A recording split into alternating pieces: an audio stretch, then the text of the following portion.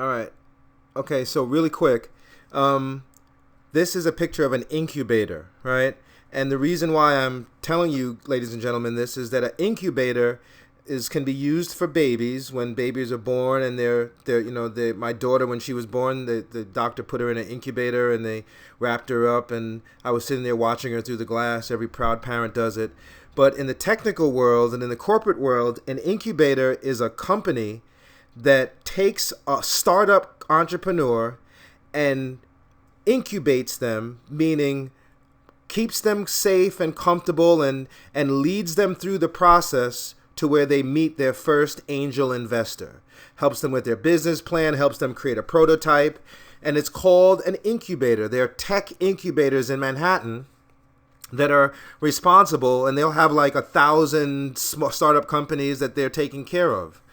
Right, and if they get out of the 1,000 companies, if 80% of those companies fail and 20% of them actually get angel investors to invest in them, and they get them to the IPO process, then they get a percentage of whatever that IPO is. So, what I'm saying to you guys is that this class that you're in is an incubator. Gentlemen, all right, ladies and gentlemen. So. This is going to be like a test prep, because we're going to start preparing for our first test, our first assessment. And before we get into it, I just want to touch upon the last assignment that Mr. O'Brien gave you guys to come up with your favorite entrepreneur or your favorite business person. And I think it was for your favorite entrepreneur. So a lot of the answers that you guys gave, although they were very successful people, a lot of them really, role models in sports and entertainment, they don't qualify necessarily for being great entrepreneurs. And there's some very specific reasons why they don't. All right. So the philosophy of this class is that an entrepreneur can do a great entrepreneur, a good entrepreneur, can do three things. And an entrepreneur is someone who makes a company, basically. All right, if we want to just and I haven't defined this for you guys, which is, which is my fault, because we weren't really following the curriculum the way I designed it. I wanted to make sure that this was sort of exciting to you, ladies and gents. I wanted to get your attention before we get into the definition of entrepreneur, but I guess we need to define it. So the definition of an entrepreneur officially is, we have two definitions. One, someone that makes a company, basically, all right, and makes and owns a company. If you say you're the founder and CEO of a company, the founder means you found the value, all right? You found that something was valuable and you turned it into a company and you sold it. You're the founder, and that's what they call the CEO, like Steve Jobs. He's the founder of Apple Computer.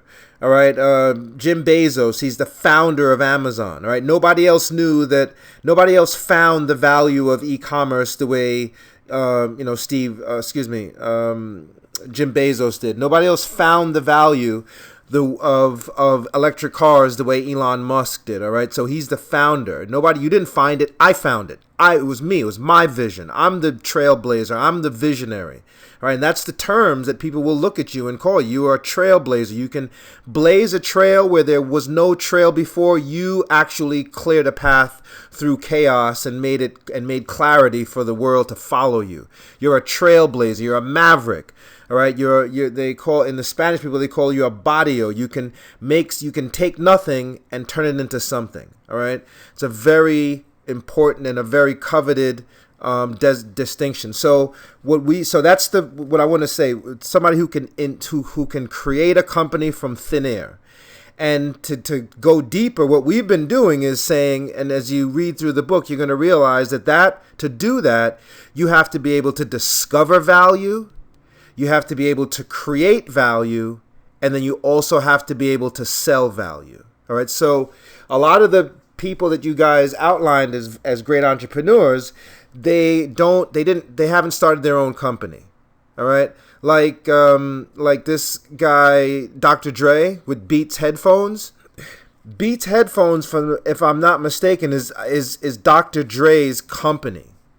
All right, that's his company. He may have partners that are financially backing him, but that's his company. Beats Headphones is his thing.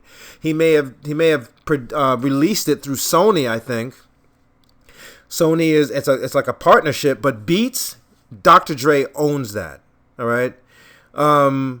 Yeezy sneakers, that's Kanye West's company. That's his company. He had it with Nike at the beginning, and then he had to go take it and do a deal with Adidas. But that's his.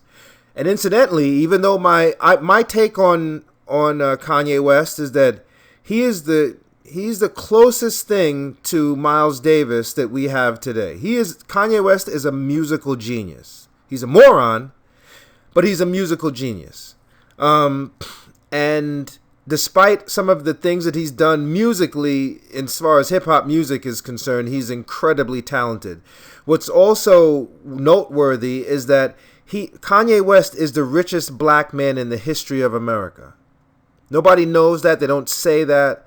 But that's a fact. He's worth $6 billion. That's how successful his Yeezy line is. All right? He bought Spotify. All right? So he's an entrepreneur. Whether we like him or not, whether I like his comments or no, I really don't like Kanye West because he runs around and runs off at the mouth about how education and going to school is a waste of time, and he's actually, he makes a good case because he's wealthy and he didn't go to college, right? But his mother and father had PhD degrees. So Kanye West knows better. He's actually doing it because he knows better. He's actually a really smart kid. He's an evil genius. All right. But I don't particularly like him for what he's done. I love his music. I think he's a musical genius. I think he's a talented entertainer. But Kanye West is no role model, in my opinion. All right. And you have to understand the difference. And it's difficult. It's difficult because he's He's the wealthiest black man in the history of this country, Kanye West from Chi-Town. So that's my take on that, and I just want to make sure that we're clear on that. To be an entrepreneur, you have to start your own company, and the entrepreneurs are at the top. They make all the big companies, and then everybody else is up under them, the presidents, CEOs, but the entrepreneur is at the top of the food chain. And because they make companies, they can discover value, they can create value, and then they can sell it. They have those traits, they have those skills to a very high degree. Okay, quickly, next generation technology is a very important phrase. Next generation means it's whatever you create as an engineer, especially if you're going to do something in technology, it has to be 5 to 10 years into the future. All right. So when Steve Jobs invented the iPad, all right, it was just so futuristic. People were like, wow, they couldn't even fathom it. And the competition couldn't come up with a product that was going to be better than it because it was so far ahead of its time. All right. Whatever you do, whether it's a shoe or a pencil or a paper clip or a new piece of clothing or whatever, a new glasses or a new type of music, it has to be 5 to 10 years into the future, because if people are going to spend a lot of money for it, they don't want to know that in 1 year it's going to be what they call obsolete. Meaning obsolete means it's going to be so available that the price is going to go down and somebody else is going to invent something that's so much better that what they just paid $100,000 for or $200,000 for is now worth $10,000, and somebody else has come up with a product that's better, and now they're sitting there holding the bag with your product that was not next generation. All right. So when these geeky white boys in these Ivy League colleges, when you hear them talking, be like, yo, next gen, yo, that's what they're talking about. And it's a mentality. Whatever you create has to be futuristic. Okay, so we're preparing for this test, right? So in preparation for the test, obviously value is important. You need to know the 4 elements of value, all right? We call them quadrants, or this is a value matrix, right? Those are engineering terms, and they are emotional pain, physical pain, loss of time, loss of energy. That you have to know that cold. All right, that's the bedrock of the entire program. So, and it's pretty easy. I think that's pretty simple. So that's going to be, I mean, that's definitely going to be on the test. All right, that brings us to the next topic. What is money? This was a slide that we gave you, and I think it was the third day. All right, and we said that success in terms of money is value over time. All right, so the amount of value you can provide the world per minute is how much money you're making. All right, so I'm presenting a certain amount of value to you guys. The value of my program, the formula, what I've done, is that there are young kids that are dropping out of school thinking that, just confused as to how they're going to go out in the real world and make money, getting taken advantage of when they get into the real world, going and taking jobs that are undervaluing them, all right, not having to work for people they don't like. There's our communities, we don't have companies, so that's the value, all of the emotional pain, the physical pain, the loss of time and energy, people that are confused and they have low self-esteem because they don't believe that they add value, and then they realize that they do. Some people, get involved in drugs or have low self-esteem and think that the only way that you can be, that the world will love you is if you join a gang, right? What the reality is that society or people are attracted to people because of their value. That's what attraction is. So once people start to see that you're creating value and adding value, whether it's in music or art or whatever it is, they're going to be attracted to you. They're going to become your fans and they're going to chase you around. You're going to literally have to hide from these people. Every relationship you have is a function of your value. All right? So value is money. People are just trading money for value. And that's what money is. Money is paper. It's meaningless. But if you have $100 in your pocket or if you have $20 in your pocket, technically it's because somebody or you provided somebody else a certain unit of value per unit time. Okay, so it could be $5 an hour, $10 an hour. Some great entrepreneurs are making $100,000 a day, an hour, a minute.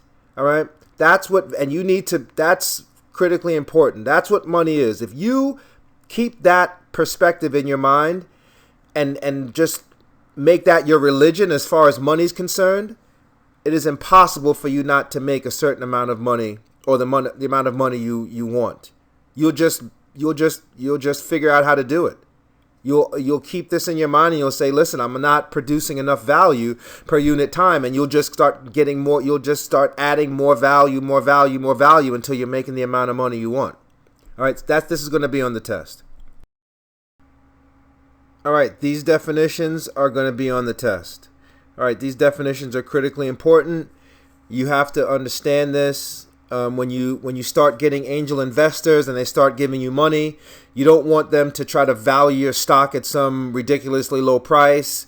You want to be able to say, no, our initial public offering is starting off at $5. They're going to be like, no, you have to start at $1 per share, and you're like, no, all right, my value is this, and that's what it is, or else I'll find a new investment banking company to bring my IPO to market. All right, so you need to know what all of these things, adding value. When you're talking to stock, when you're on TV and people are asking you, why does your product, mean so much, or why are you charging this much, or why is this product going to change the world? You have to be able to explain your value proposition and value add and you have to be able to explain this when you're on TV. All right, that's the goal. To get on TV and to get on some talk show or Ricky Lake in the morning or Montel Jordan, whoever's on TV now, and explain to the world why you and your product need to be in everybody's house so that you can get to the IPO stage and become a billionaire. If you can't present your value, nobody's going to buy your product. You need to know what success is. All right, these definitions are important. They're at the front of the book. Mr. O'Brien should have given you a e-copy, electronic copy of the book. I'll post the e-copy on the classroom portal. Portal is what it's called. A portal is just a place where everybody goes and gets information if that word sounds unfamiliar to you. So I'll post the book on the portal with the cover and the audio chapters so that you can listen to when you're listening to the audio chapter, you can actually open up the e-copy and it's like I'm reading the book to you. All right, that's what we're trying to do. So these definitions are going to be on the test, and they are in the book. So this is the logic statement. Obviously, it's the engineering and the science mixed together, but it's the logic statement that you use to create your new disruptive innovation. All right, and what's going to be on the test specifically is understanding which part of the logic statement is the science part and which part is the engineering part. And I just want to make a note that your innovations that you guys have been working on, you ladies and gentlemen have been working on, you should be writing out your logic statements for your thought process on paper. All right, you should have whatever innovation you come up with, you should put, instead of the painful way, where you see the girl looking into the telescope, not the telescope, I forgot what that's called. Where she's looking at the microphone glass or whatever, magnifying glass, right? That's the science part. So you should write out, instead of the painful way. And that's where where the girl looking into the microscope is supposed to be. The pain is supposed to be there. What if you created a product? What if you did it this way? And that's the difference. Maybe we went through that, the difference. So you should be able to write that logic statement out in plain English. So when you present it, and the reason why you do that is that when you're on stage doing your presentations, you're going to say exactly your logic statement. When you're explaining it to your customers, when you do what they call a product launch, and the media is there, and television cameras, and from all over the place, Australia, Europe, France, all their major news networks are there filming you, and you're the great founder of whatever company, and you're gonna do your product launch to the media. They're all going to be wanting to know how you came up with the idea, right? The thought process, and that's going to get them emotionally connected to your product. And they call this the nexus of the idea, right? You'll hear them when they talk on TV, these great founders, they'll say the nexus of the idea, meaning the place where the idea was born. It came, and you'll be able to explain it just like this.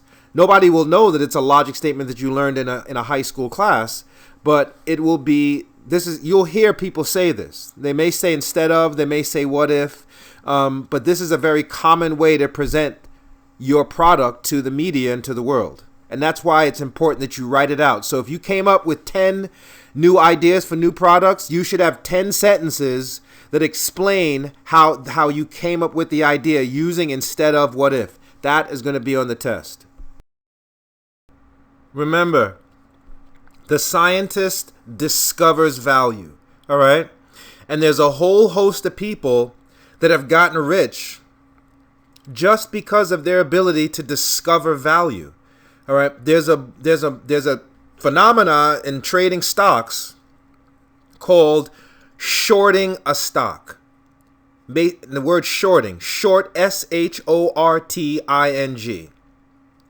It's basically being able to scientifically recognize that the stock's value is too high and it's on its way down, and you short the stock. You'll hear the stockbrokers say, that stock is overvalued. I want to get short on that stock right away. There are great investors that have become billionaires just shorting the stock. This one guy realized that the housing market was overvalued, shorted it, and made $6 billion just shorting the housing market. All right? His ability to scientifically discover that the value of one product in a market was too high made him a billionaire. All right. There's another guy called Warren Buffett. He's the greatest value investor in the history of civilization. All he does is scientifically discover companies that are undervalued. He buys them when their price is low and fixes them and sells them when their price is high. And sometimes he just holds on to them.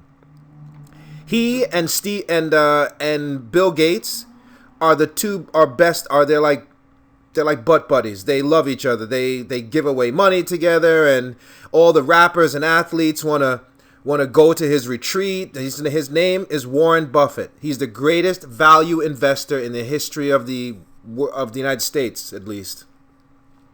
And all he does is scientifically discover companies that are undervalued. That's all he does, and he's a billionaire because of it. At one point he was the second richest man in the world.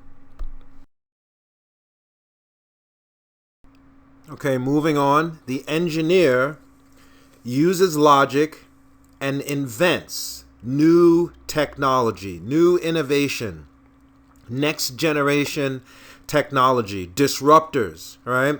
In a research and development department, formerly known as R&D, the research is done by the scientist, the development is done by the engineer. And both of those folks work together in this R&D department. And Mercedes has tons of R&D scientists working on the next new S500 or the next new S electrical car. They're working on it, they're testing it, they're recalibrating it with formulas. The model, if it's the Model S or the Model R or Henry Ford's Model T. That's what happens, all right? So right now, you guys that are you ladies and gentlemen creating your products, you guys are in research and development right now. All right, and you're beta testing your products, and we actually should have a lab for you to be in. To be honest, you should have a laboratory with a 3D printer and all that other stuff where you can really test and make your products.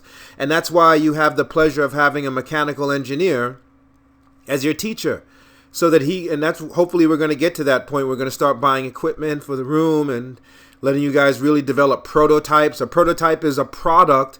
Is an example of your new innovation that you can take to investors and show it to them. Like when they sell real estate and you see all the real estate developers come into the office and they'll have a little model of the apartment complex and people will be looking at it.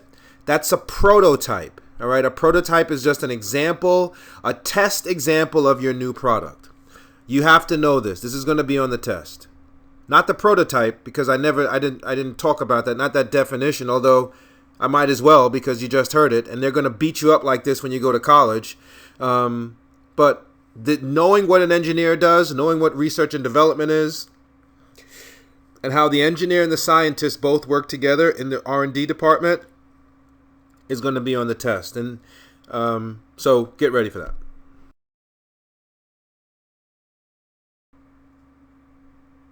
All right, so you're going to need to know what a disruptor is and what a unicorn company is, okay? The disruptor does what it says it does. It disrupts an industry. It burns down other companies and destroys industries and rebuilds a whole new industry in its place, making the engineer and the scientist and the entrepreneur that created it a billionaire. That's the goal, all right? So you're going to need to know that for the test. And if you come up with an idea for a product, you're going to have to explain why it's a disruptor. You can't just say it's a disruptor because I'm Joe Blow and I think it's a disruptor. That's not going to fly. You're going to have to explain using value as to corroborate your argument why your product is going to disrupt an industry, why it's incredibly valuable, why people are not going to, why it's just going to be a complete shift in the way people do things, all right? Like when back in the 80s, there was this whole rock and roll phase with music, and all these weird guys were playing rock and roll with makeup and long hair, and they just looked, I used to look at them like, you guys are idiots, right? And then this one guy, Nirvana, this group called Nirvana, comes out and just puts an end to that.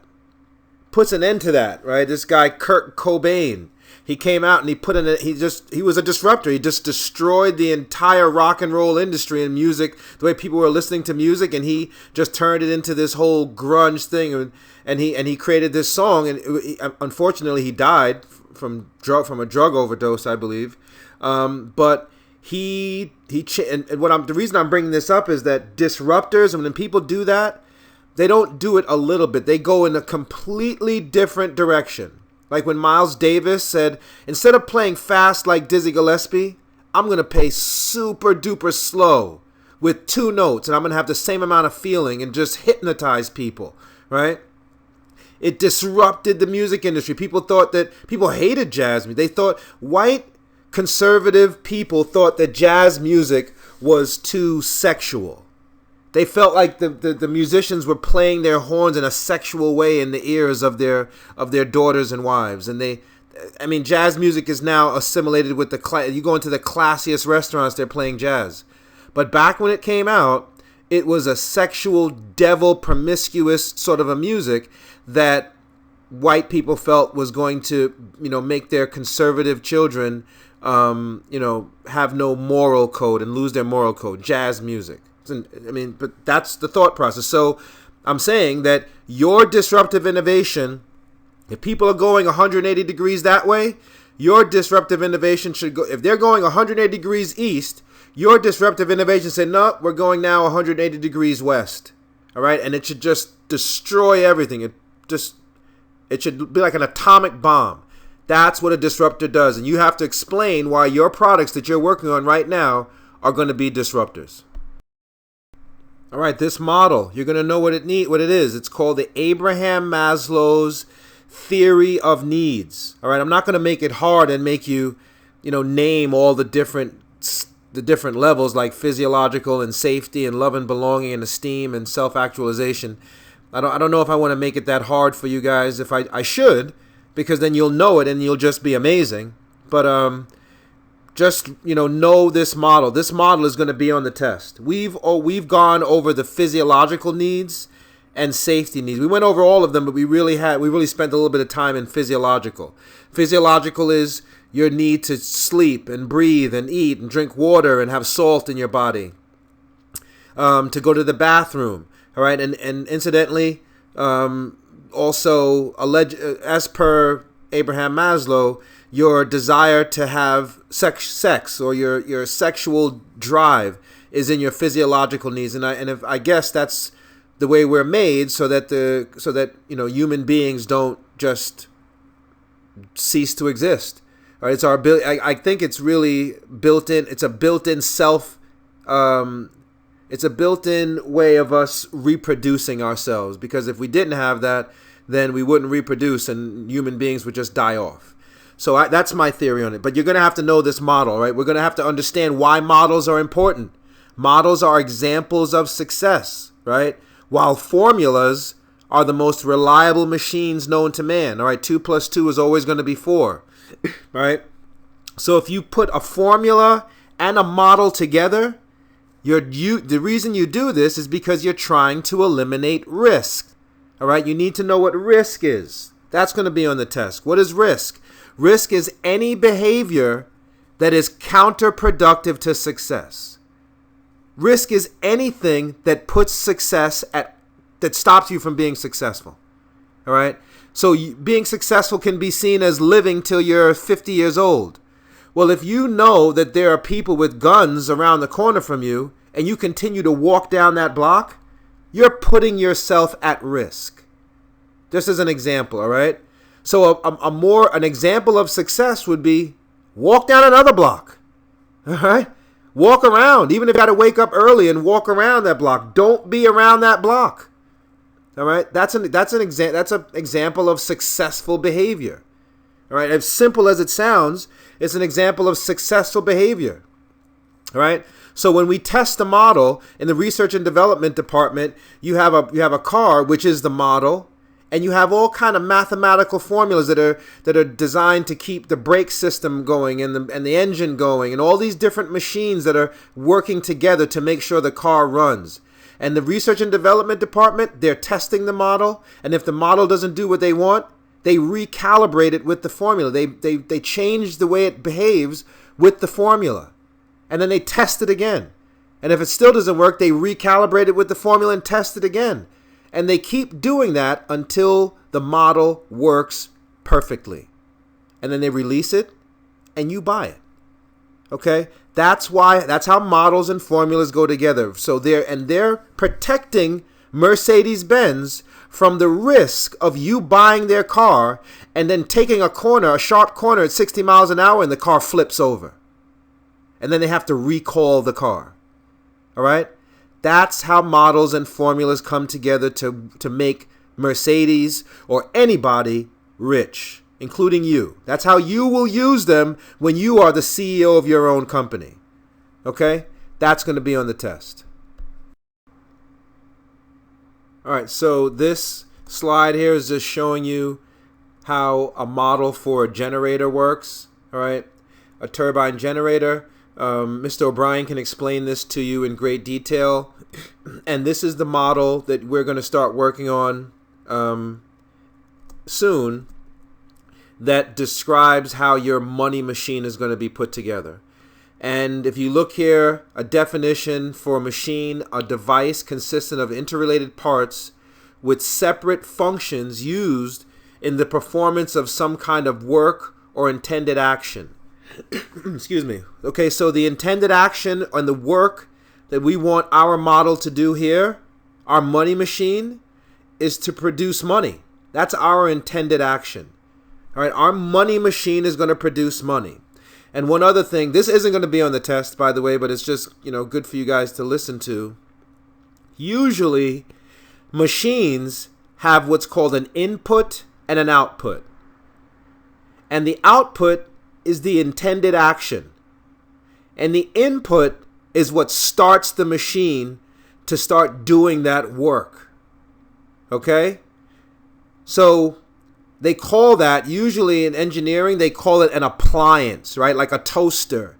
You put electricity into the toaster through the plug, and you get toast out as an output, or heat. Heat is the output. Microwave heat is the output.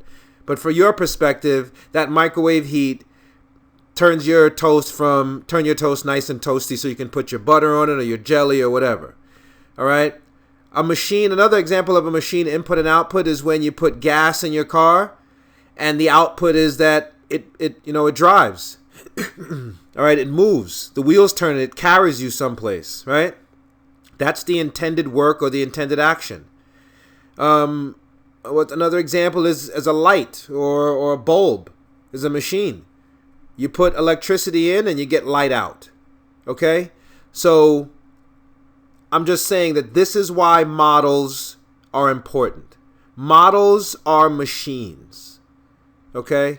And this is not going to be on the test, but this is just, something I'd like you guys to think about so you can understand why models are important. All right? When you go to the doctor and the doctor puts all those things on you, they're testing you. You are the model at that point. And based on the way you're behaving, your temperature, your heartbeat, your EKG, they understand if you as a model are working properly. Okay? So in every profession, this input-output thing goes down. All right? The input of a human being is air. All right? Once somebody starts breathing, the machine is going to break down. They're going to go into cardiac arrest, and they're going to die, unfortunately, right? When people get shot, usually it's because blood runs into their lungs and they go into cardiac arrest and then they die. It's not because they get hit with a bullet. The bullet starts the action, all right? And so the output of a human being is that the human being can talk and walk and function. All right, you are a machine with interrelated parts. Your liver, so I don't want to belabor the point, but just think about models and machines in this context. It'll help you on the test. All right, you need to know all of these definitions, all of these words, these vocabulary words that are going to be on the test. You need to know all of them. We've gone over all of them. If you don't know what any of these mean, from going back and watching the videos for the lessons that I've been sending, you can always go on Investopia.com.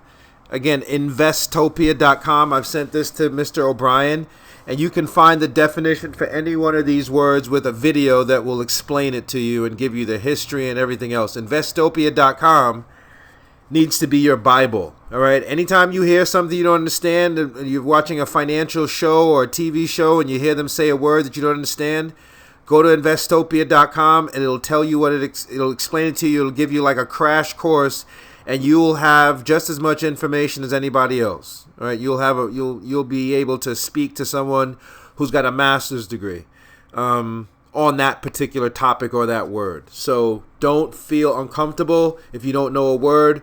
I do the same thing. Even now, if I don't hear a word, if I hear a word and I don't know what it means and it's on a financial channel or an entrepreneurial magazine, I go right to Investopia.com and then I feel like I'm bionic. I know everything about the word. All right, these are movies that you guys all, ladies and gentlemen, all need to watch. Fight Club is a movie about underground boxing ring, and this guy reinvents himself into his alter ego because he realizes that he's not strong enough to do what he wants to do, and he wants to end capitalism. So he's not good looking enough, he's not strong enough. So he reinvents himself in his own mind and becomes this super character that does everything, and that he watches do all these crazy things and start this underground fight club and create an army to do this. And they say that all great people do this. Beyonce does it. When she goes on stage, she's not Beyonce anymore. She's Sasha Fierce. They reinvent themselves. So if you're listening to this and you feel like you're not capable of doing this, it's because you might not think you're capable of doing it. But if you focus in on it, you'll literally reinvent some person or some alter ego in your mind who you are that can do it, and you'll let that person do it. But meanwhile, that person will actually be you. Everyone does it. Michael Jordan probably does it too. This movie, is about a marketing guy, and they use sex to sell energy drinks and soda, and they make tons of money. And I think I told you guys about it. This is why the media preys on you as teenagers and young people to get you to buy anything using the allure of sex. All right, and you guys are grown-ups now. Excuse me. So I want you to behave like grown-ups. I want you to watch these movies, and if you see something that's sexual or ridiculous, or I don't want you to act like children and be like, hee, there's sex, and then go off and do something stupid, like get yourself pregnant or have children prematurely or be overly sexualized. Right? You have to know that this is a tool being used to sell you a product. All right, and not that having children is stupid. I was a child. My parents had me, and I was a child. But you don't want to do it too early. All right, you want to take your time. But if you do have a child, you really want to focus in, because you're going to need money to take care of that child. It's a beautiful child, so you want to really focus in on this. Excuse me. Boiler Room is a movie about selling stocks. Some aggressive white boys who, if they didn't have the stock market, they'd be selling drugs or they'd be in and out of jail. But they start selling stocks, and it's a classic movie about sales. And about sales pitches and value propositions and how to manipulate people when salespeople make phone calls, how they do it. And it's a tragedy. It's a love story. Most all of these movies are love stories.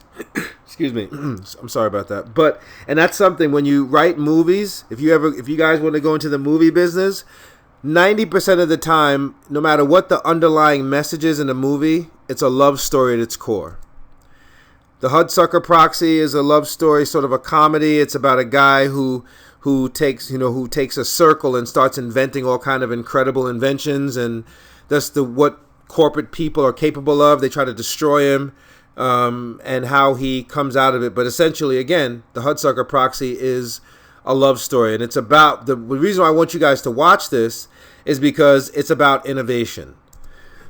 Excuse me. The Girl Next Door is also a movie about innovation. You guys are going to watch these movies throughout the course of the year, and these young guys they invent some. It's sex again. It's funny, and it's not But these guys invent a sex education tape, and they make a ton of money, and they get really, really super rich. But this young kid has a crush on this girl that moves in next door, and she's beautiful, and she pushes him. She reinvents him to do something that he thought he couldn't do. Moneyball is a very cool movie. It's about a formula that this guy comes up with to reinvent baseball and to help teams that were losers win the World Series in spite of the fact that they don't have the most incredible players. It's a true story, and it's how the Boston Red Sox finally were able to win a World Series using the formula in this movie, in this book.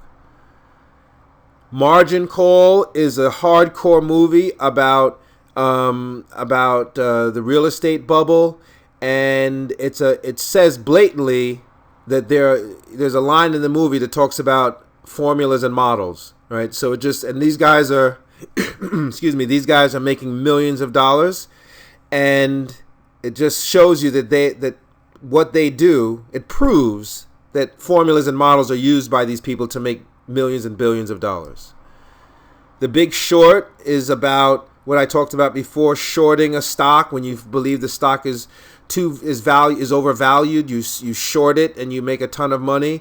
It's called The Big Short. It's a true story, and it's a real comedy. It's a really cool movie. It's one of my favorites. Mr. O'Brien watched it. Favorite movie. Wall Street is the godfather of all movies, and that movie is really about relationships and information, which you were going to get to, the elements of the formula. All right. Great Expectations is a classical movie about art and how this guy came up with an idea to turn this kid into an incredible New York City artist, and how he literally uses the formula to do it. It's a clinic on the formula. Again, this movie is a love story. And the only movie, it's a classic movie, Trading Places. And it's about again the stock market, but it's about what black men have to go through in the corporate world, and how treacherous these companies are, and how the last thing they want is to help a black person be successful in their world, even when they're posturing like they're trying to help you. All right, so these are movies that you have to watch. And we're going to, throughout the course of the year, we're going to watch them. I want you guys to start off with The Big Short and Syrup. Syrup is free on Tubi. It's a movie app that you can download on your phone, and you can watch all kind of movies. It's called Tubi, Tubi. I want you guys to watch right now.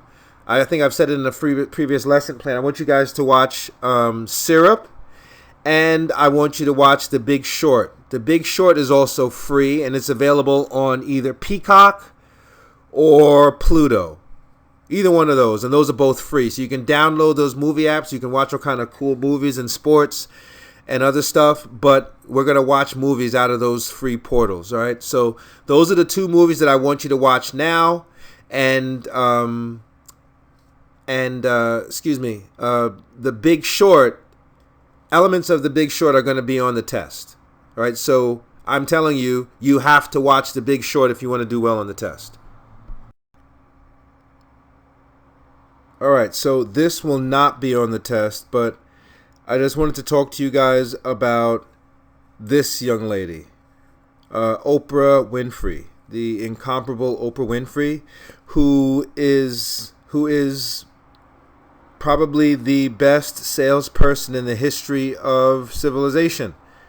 And I know I keep saying that, in the history of civilization, but Oprah Winfrey she is the most incredible salesperson in the history of civilization.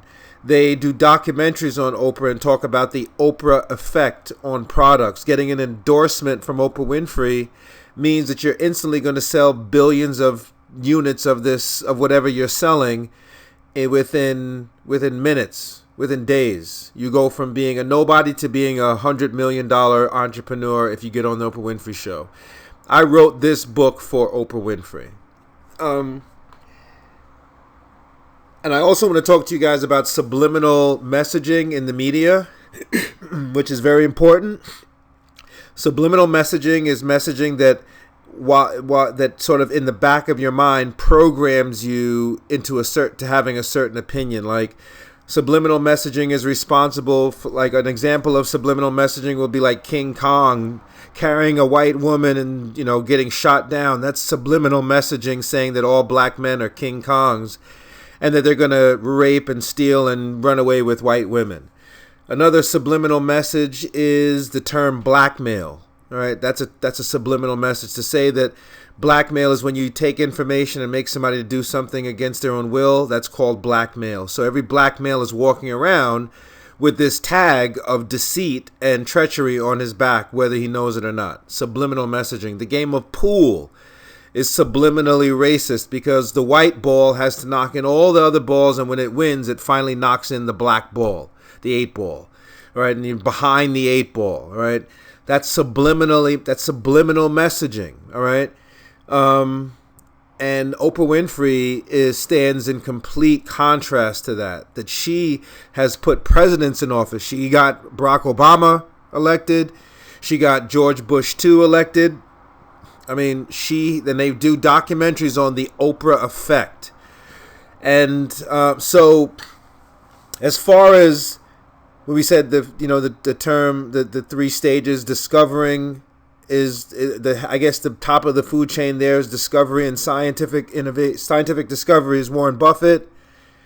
Number 2 for engineering, which is second gear of the money machine, we probably have to give that to like Miles Davis or Steve Jobs. Benjamin Franklin is up there.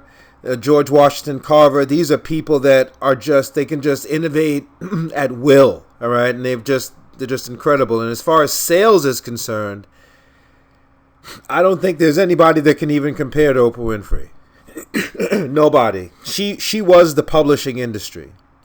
All book companies, book sales have gone down 99% when Oprah Winfrey retired, or when she was taken off the air, rather.